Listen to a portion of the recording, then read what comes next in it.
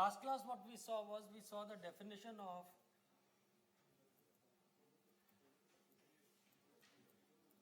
friction factor, or, and this is for flow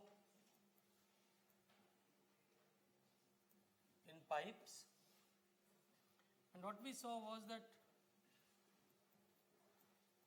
the pressure drop in a pipe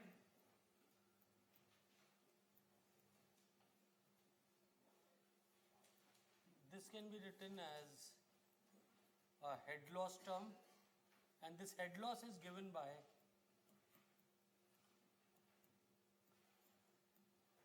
FL by D times V square by 2G, where F is what we called as the friction factor. So we are talking of flow in a pipe. It could be an inclined pipe or it could be a circular pipe. We are talking of the pressure drop which is caused. Now, why does this pressure drop come? This pressure drop is coming because of viscosity. Because this is fully developed flow, so there is no acceleration. So it's not that the fluid has to accelerate, therefore you need pressure. Acceleration is zero. It is the flow has to overcome viscosity. So to delta P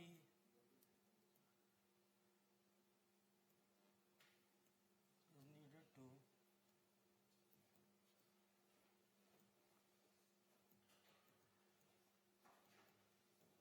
overcome viscosity. Now, so this delta P essentially is characterized by the friction factor F. Now let us look at this friction factor F. Some things we showed.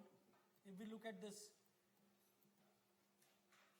friction factor F, then what happens is this friction factor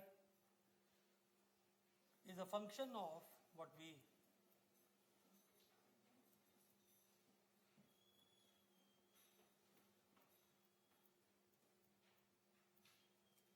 it depends on two things: the Reynolds number of the flow and the roughness, mean square roughness. Epsilon is the mean square, in fact not mean square, it's root mean square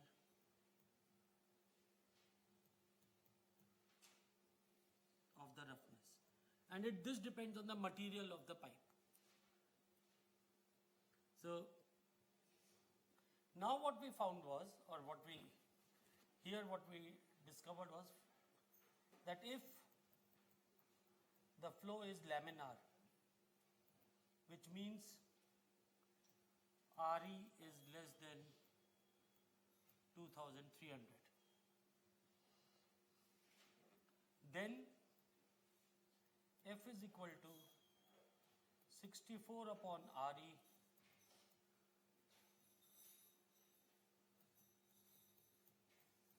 independent of epsilon by D. So therefore, whatever be the value of roughness, it really doesn't matter. In laminar flow, we have F is equal to this. And so now delta P upon rho G, this can be written as 64 upon RED F L by D V bar square upon 2G. And I also told you that if you look at this, it turns out delta P will be proportional to V. Because there's a V square, but in Reynolds number itself, somewhere I should put here RED is equal to V bar D upon U. So this is one thing. Secondly, what we have is for turbulent flow, which means RED greater than 2000, the friction factor is a function of both Reynolds number and epsilon by D. So therefore, solving problems like this, if you have to find the average velocity in a pipe which is being caused by some pressure differential, may not be straightforward, because to find the average velocity, your equation, the v's will cancel out, but you have a term FL by D, V square by 2G. And F itself is a function of V. So till you know, why is it a function of V? Because it's a function of Reynolds number. So till you know F, you can't find V. And unless you put in the value of F, you can't feed in the equation. So therefore, one of the ways of solving such problems which came and which we are giving, so we use what is called as Moody's chart. And this, or Moody diagram, whatever. So this diagram I have circulated to you. Again, this you can bring with you in the exam. Now, let us look at Moody's diagram. How Moody's diagram works. So in Moody's diagram, what you have is, there is a friction factor on the y-axis and Reynolds number on the x-axis. Now this is a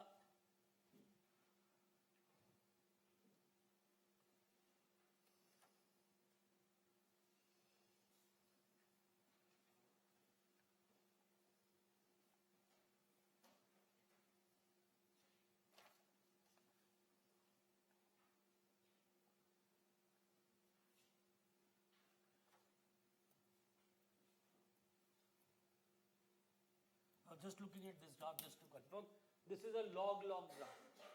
That means the scales, if you look at it, will not go linearly. Well, of course, when you have to read out something, you will just read out directly from what is given here. But the scales, for example, if you look at 10 to the power of 3 and 10 to the power of 4, 10 to the power of 5, the Reynolds number on the x-axis, the distance for each power of 10 is the same. That means it's a log graph on the x-axis, and similarly on the y-axis. So on both sides it's a log-log graph.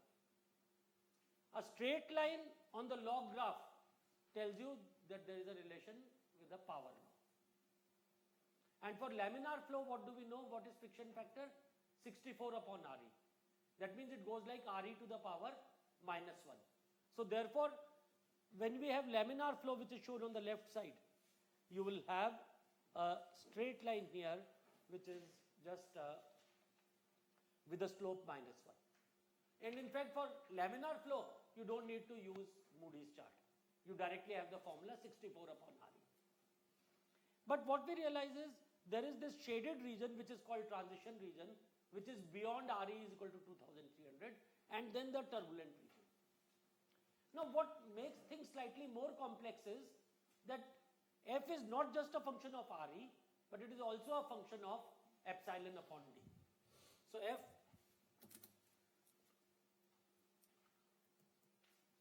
also depends on epsilon upon D. So what is done is, on the right side, different values of epsilon upon D are marked, and for each value of epsilon upon D, a curve of F versus RED is plotted. So, for example, in this left part, till it is about 2300, you will have a straight line independent of epsilon by D. And then comes a sort of a shaded region which is called the transition region. And for each value of epsilon upon D, what you find is, for one value, second value, third value, and so on. So this is rising values of epsilon upon D. You do have different curves, each curve for one value. Okay? So now, when it comes to solving of these problems, well, one way of course is, now there are some solvers which are there, you write a program where it will do the iteration. But just to give you a feel as to how these things are done, what we use. So if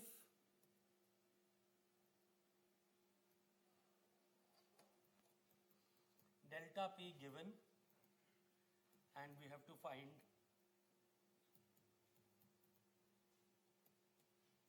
V bar, then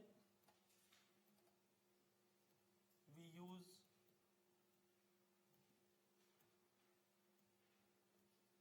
an iterative method. That means what we will do is, from the curve, whatever is the value of epsilon by d, initially we do not even know if the flow is laminar or turbulent. So maybe you can start your assumptions by taking laminar flow. Assume the flow to be laminar, put F is equal to 64 upon Re. So when you do that, you will be able to get the value of V directly.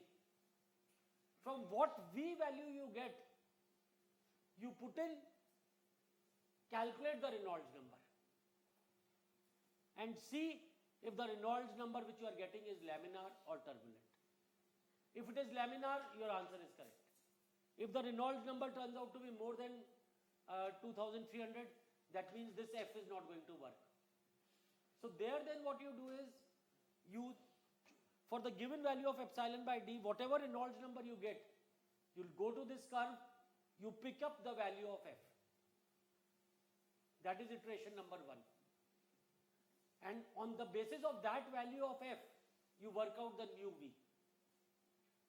When you get the value of new V, you try again, calculate the Reynolds number, and then again check up what the new value of F is.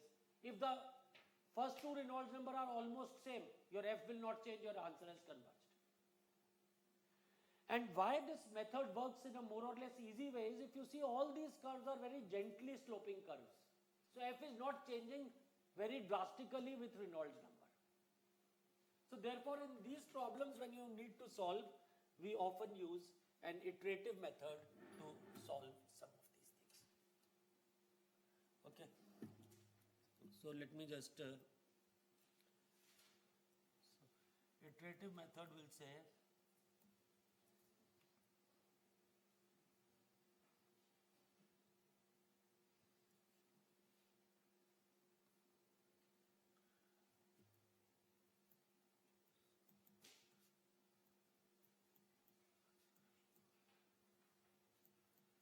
you may start with some guess value of F based on the curve and then find V bar.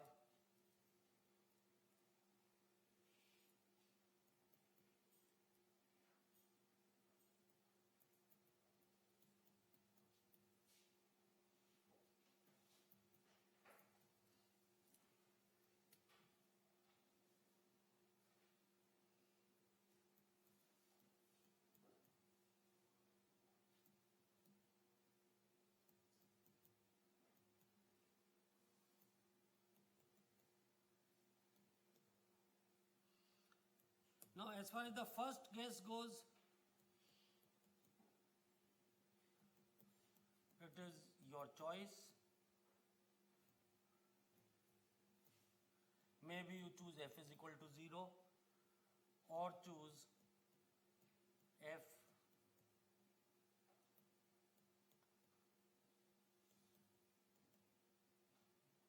from Moody's diagram for given value of epsilon upon d. So some typical value you choose and then you do these iterations. Now, often for smooth pipe, where epsilon upon d is equal to 0, we use F is equal to upon Re to the power of 1 by 4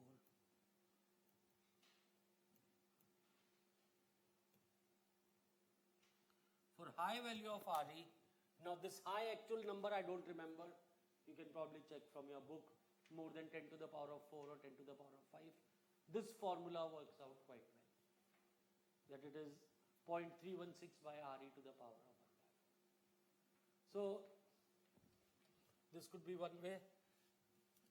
Well, also you see, different people have tried different things. There is another formula called Colebrook's formula. There is a Swami and Jain formula which relates these F to REDs. And actually you may realize making this Moody's chart must have required tons and tons of effort. Somebody must have done experiments for all these pipes of different roughnesses over these range of Reynolds numbers. And then only this chart comes. As I said, now you people, your department has discontinued the lab, but otherwise, at least in the lab, we have an experiment where you actually calculate friction factors for 4 or 5 values of Reynolds number, and you try to check out how it matches with things given in the Moody's chart. So now so this is one thing. Before I come to some problems on this, we also realize that in a piping system,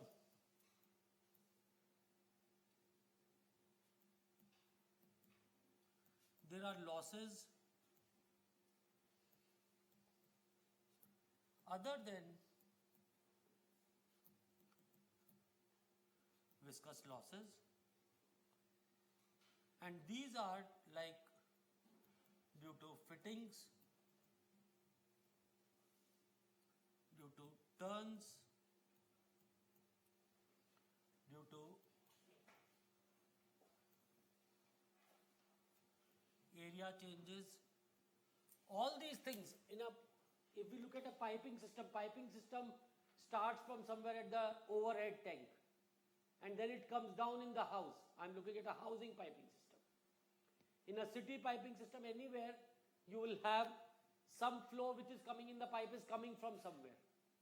So when it comes in at the entrance, there will be a sudden contraction. So we also have things like due to area changes, then there may be inlet losses, there may be exit losses. So all these losses in a piping system have to be accounted for. So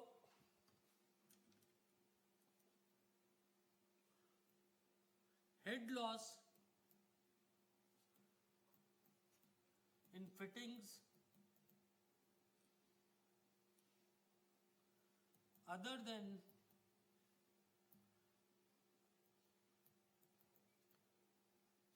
viscous losses, they are termed as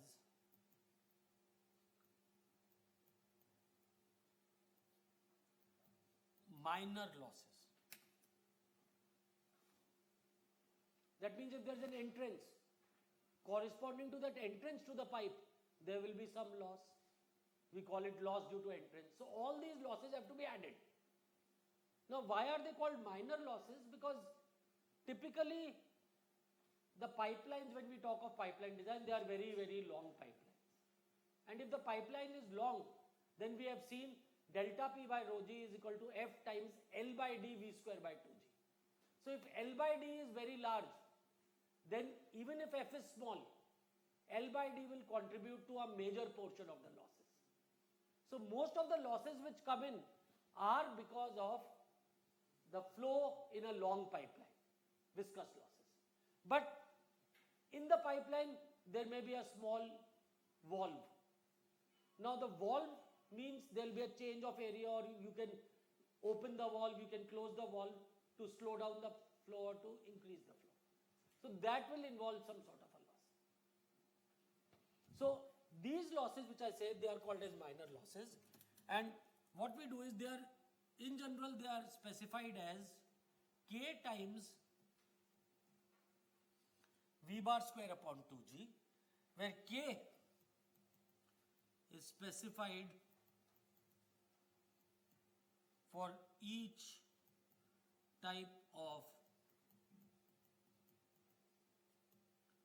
fitting, etc. So for example, if there is an entry loss, you will have K for the entry. If there is a loss due to at the exit, you will call it K at the exit. If there are 5 bends.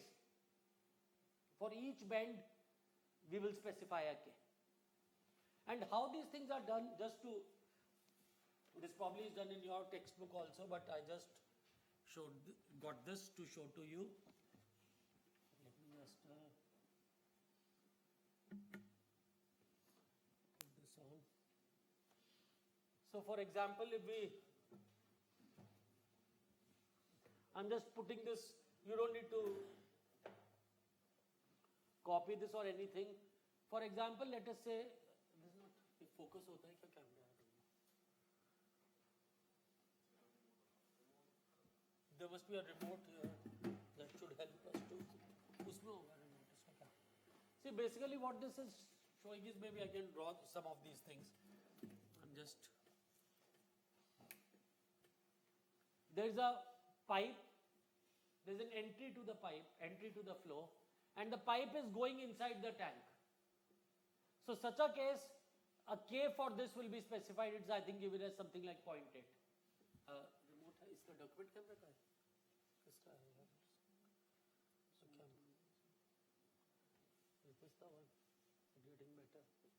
पहले on तो कर दो.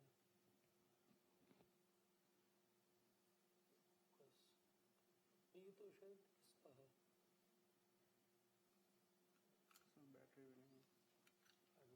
So anyway, I'll then draw this from and forget this. Let's just go back to the computer. Laptop.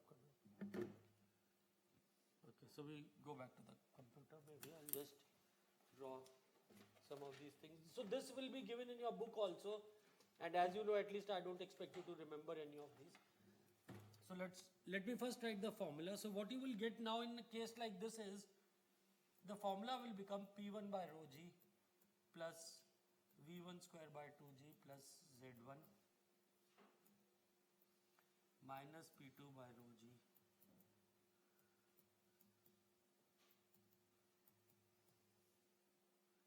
is equal to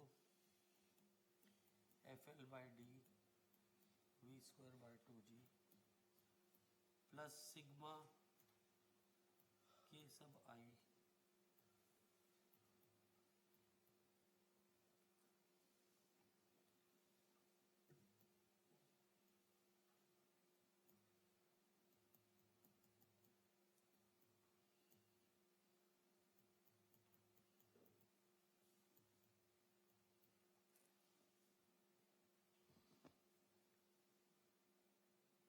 and let me give you some examples. First, let's write this. This formula should be obvious to you. You're applying the formula between inlet and exit. Whatever is P1 by rho g plus V1 square by 2g plus Z1 minus the whatever is there at the outlet is equal to the losses in the pipe. So these are what we term as major losses, plus whatever losses are there due to each component, we will put it as sigma Ki V bar square upon 2g. So losses are also dealt with in the same way. So now let's just show some of these things. Yeah. So in this case, we are using summation Ki V average square upon 2g. So what is this V average? Now what I'm assuming here is, okay, that's a very good question, that P1 and P2, V1, V2 are the velocity between inlet and the outlet. There is some pipe connected here. Now that pipe could be, one could be at the start of the pipe, two could be at the end of the pipe. Or we could have, as I will show a situation, one could be somewhere at the top of the tank and two could be at the outlet of the pipe. Now this V bar which we are saying is the velocity of the region where this fitting is provided. So for example, if I talk of a pipe and I talk of entry loss, then if it is entry to pipe number 1, then V bar will be the velocity at that pipe. Now it's possible you may have 2 or 3 pipes. I'll talk of these situations now. So this is just a general way of representing the formula.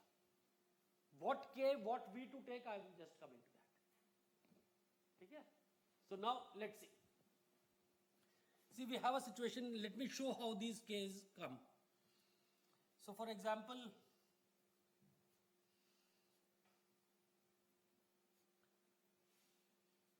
if we have a pipe here connected to a tank,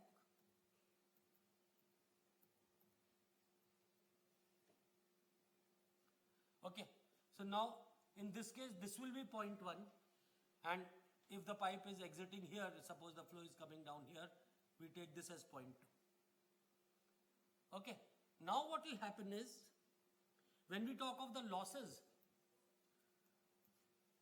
this is the length of the pipe and the pipe has certain diameter d. So in terms of losses, first we will have the head loss in the pipe,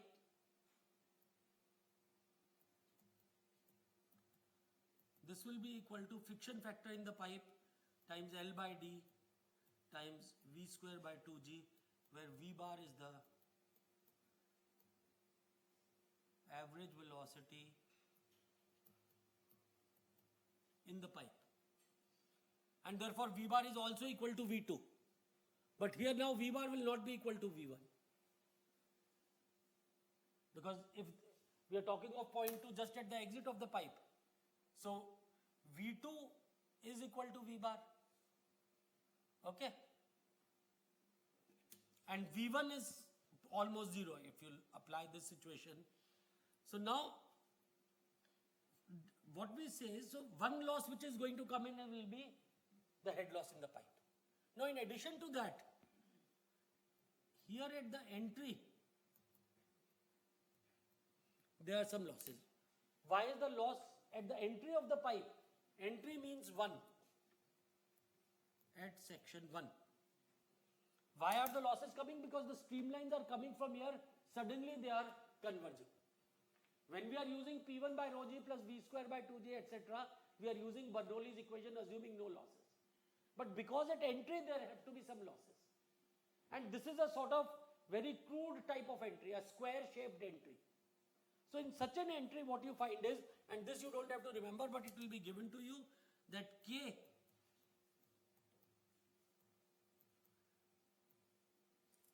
the value of this, which we determine from experimental data, somebody has done all these experiments time and again, you find K is equal to 0.5. So that means to the losses you have to add plus 0.5 V bar square upon 2G. Now whenever we talk of a pipe, if it is entry or exit, that means we are talking of velocity in the pipe. So V bar has to be related to this pipe. Okay. So for a sharp edged entry, let me now come to that.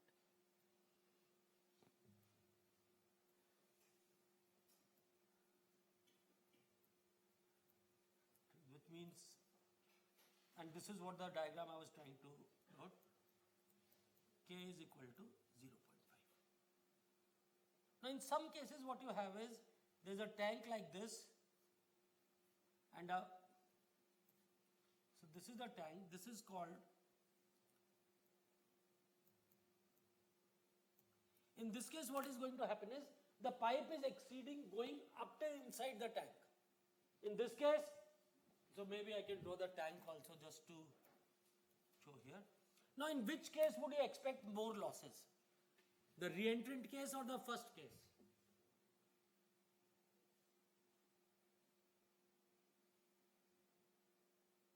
Think of the path of the streamlines. In which case will it be more complex or more curved, more wavy? In the second case. So we would expect slightly more losses there.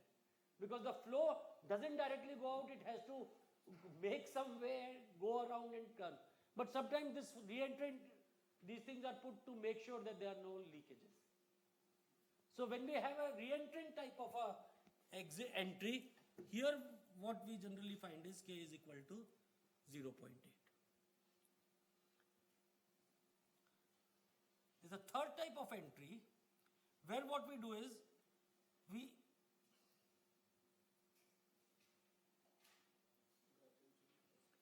round off the entry. So now here the entry is rounded off so that it almost has the shape of the streamlines which will curve. What do you expect the losses here? More or less compared to the first case? There will be less. So this is a well-rounded entry, and what we find is, in this case if we look at it, we find K is equal to 0.05.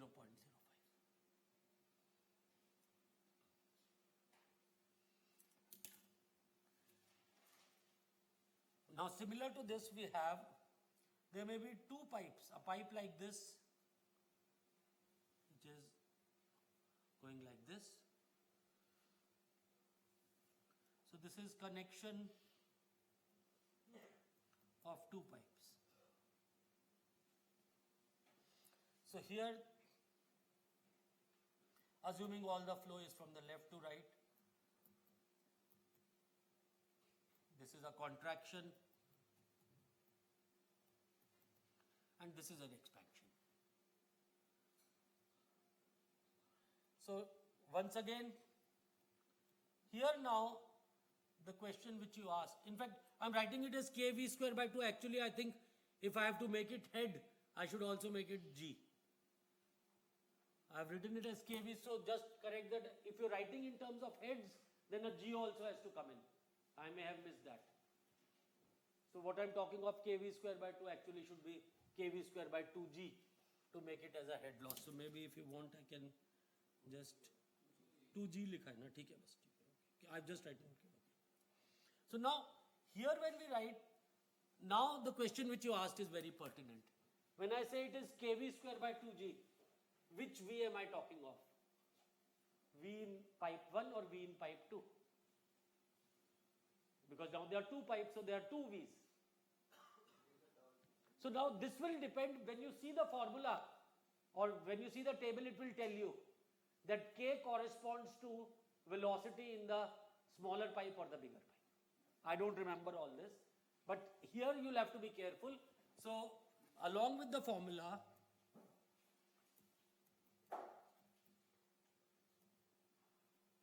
it will be listed if K corresponds to smaller or bigger pipe. So you have to use that velocity, and that probably answers the question which you have asked. Okay.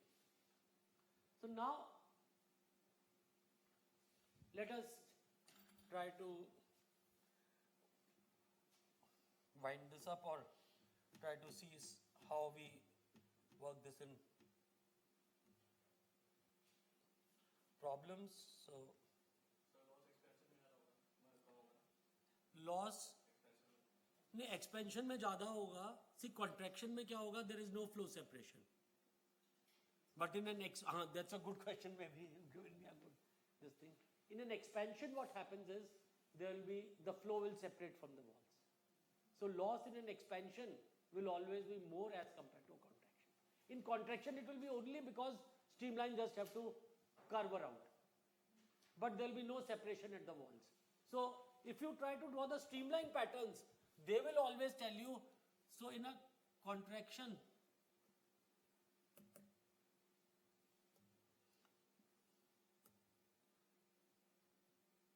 the flow will go like this. In an expansion, what will happen is flow comes here, then it expands like this. So then there will be some sort of these recirculating regions in this expansion zone. And so this is what we call as flow separation. So, and I'll just write this. So in an loss in expansion is a good question. More than contraction for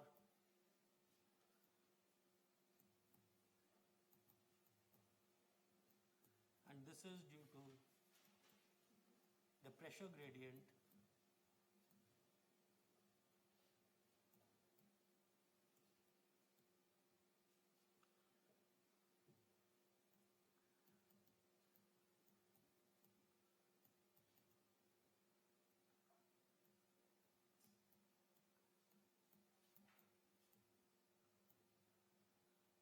if we look at the pressure values as a function of x, in an expansion, the velocity reduces. So the pressure increases. So as the flow goes down, it sees a bigger and bigger pressure which it has to surmount. In a contraction, the flow velocity increases, so pressure decreases. So therefore there is a favorable pressure gradient. So in expansion, this is dP by dx is greater than 0. So this is what becomes an adverse pressure gradient. And here this is a favorable pressure gradient, because so adverse pressure gradient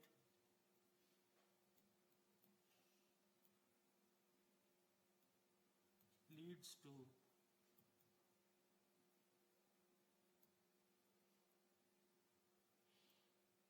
flow separation.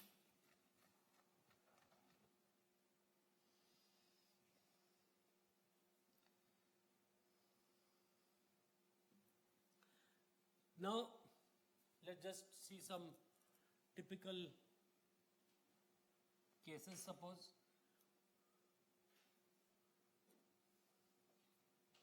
is this clear? Has everyone understood this? Now let me suppose we have a problem like this.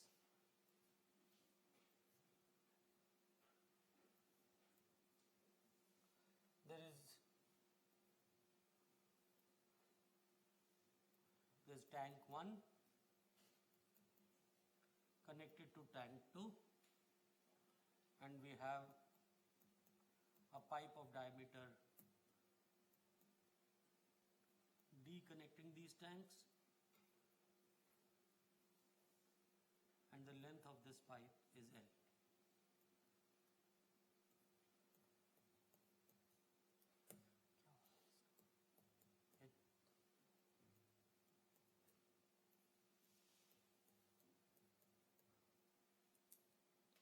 The heights H1 and H2 are given to us.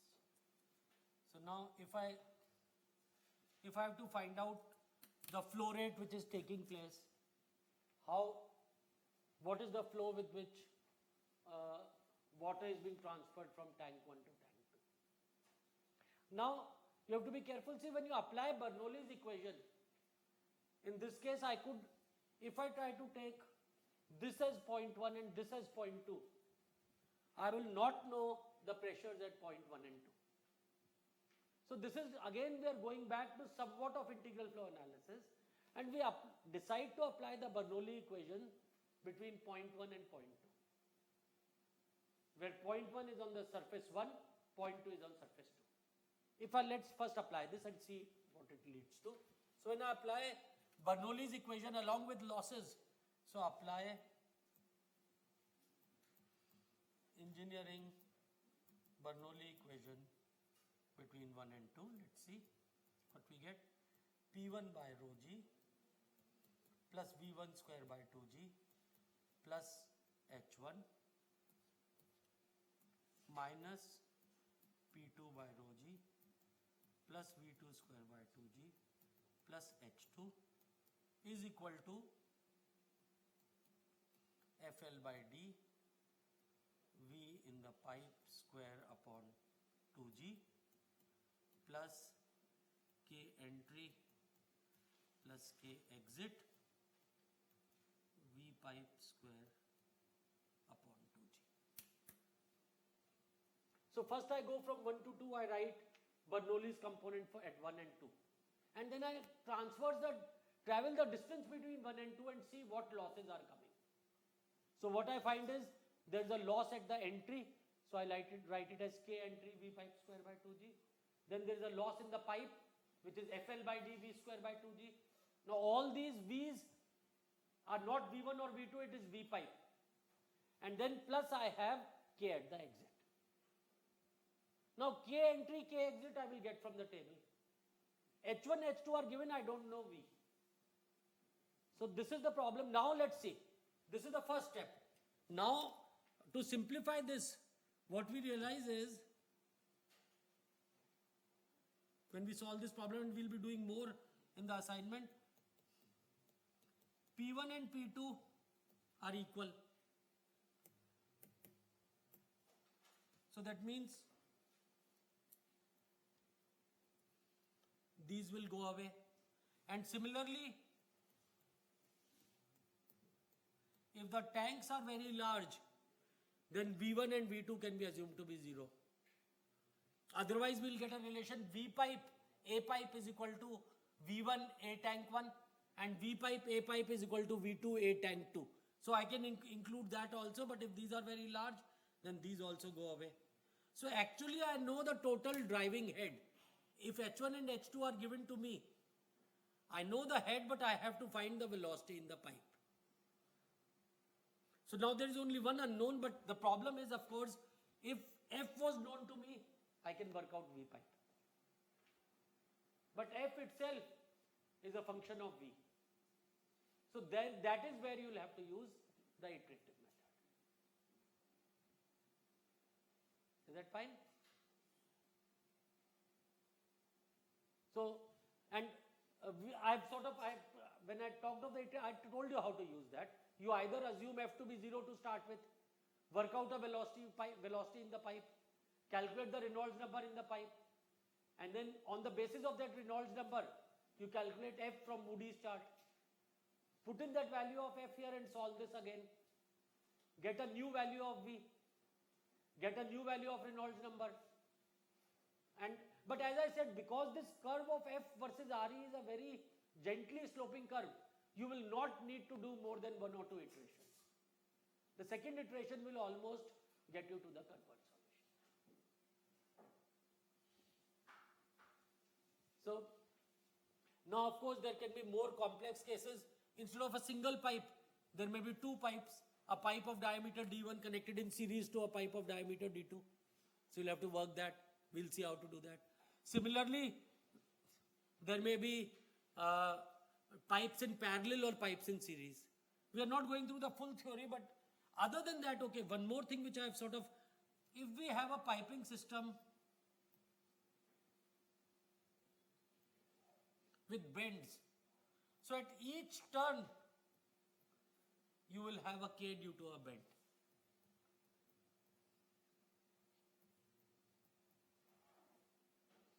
And for the angle, for example, K for a 90-degree bend, it is, I don't remember, maybe it is 0.5. So these will be specified, so you have to keep on adding each of these. Also, the material of pipe will come in the friction factor mainly. At this bend, it will, by and large, it does not depend. Now, one thing which comes is, suppose in a pipe, there is a valve. In the middle of a pipe, you may have a valve, or there may be 2 pipes connected by a valve. So now here, because of this, you will also have K due to a valve. There are different type of valves. There is a butterfly valve, there is a globe valve, and for each of these types, Ks will be specified. I'm not going into the details of how the butterfly valve is made, how the globe valve is made, maybe in courses, or if you need to do that, you can study how they are made. But one thing you will appreciate, when the valve is fully open or when the valve is half closed, where would you expect more losses? Half closed. Why? When it's fully open, then it's almost like a pipe. Then it will be almost 0. And this is something I referred to you once when we did the Bernoulli's equation. Remember I said when we open the tap, why does the velocity change? See, actually Bernoulli's is to be valid without any modifications. Whether I make the tap half open or full open, the velocity should not change. Why? Because I'm using Bernoulli between this point in the top of the tank, and that just depends on the height. But we do realize that as we close the tap more and more, not only the flow rate will change because the area is changing, but also the speed slows down. And why does the speed slow down? It is because of this K factor. As we close the tap more and more, the losses due to this will increase, and that is what will cause the flow. And this is also related to the other thing which I talked with you. Maybe I will bring that as a problem. Let's make that पिछले साल major में दिया था. So in the next tutorial, we will bring that as a problem, which is basically you pinch the pipe. You're using water hose, and you see the water goes till some distance. Now when you pinch the pipe, what you find is the speed increases. Now once again, the speed should not increase if Bernoulli's is to be valid. And there what you find is when you pinch the pipe, if you assume what will happen is because of the pinching, the average velocity in the pipe, that slows down. Because assume no losses first. So then the velocity at the top is just governed by root 2 GH, independent of the area of the pinching. So if velocity is root 2 GH, once you pinch it, if it is root 2 GH at the exit, then if you apply continuity equation, you will get velocity in the pipe, area in the pipe is equal to root 2 GH times the pinched area. So therefore when you pinch the pipe, the velocity in the pipe slows down. And when the velocity in the pipe slows down, actually what happens is the friction factor goes lower. And because the friction factor goes low, that is why the speed in the pipe increases. So it does not increase because you say V1A1 is equal to V2A2, you pinch it half so the velocity will double. That doesn't work. And that example I will solve you will solve, not me, in the class. That is one example we'll solve. Now this homework I've made is based on questions like this. So this you will have to work out when you do. And so the homework we will make it due, we'll decide on Tuesday, most likely on Thursday or Friday. I'll tell you. V1A1 in the sense pinched and non-pinched V1A1, that will not work. मैं अभी समझाता हूँ तुम्हें. It will work within the pipe. वो तो work करेगा. But अगर दो केसेस में लोग blindly apply कर देते हैं कि हमने एक velocity आ रही है कुछ, then you say मैंने area half कर दिया तो जैसे V1A1 is equal to V2A2, so the velocity will double because area is half.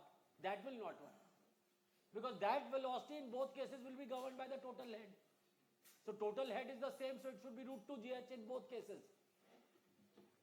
So why it is becoming more is because there is a friction factor involved. And that friction factor, when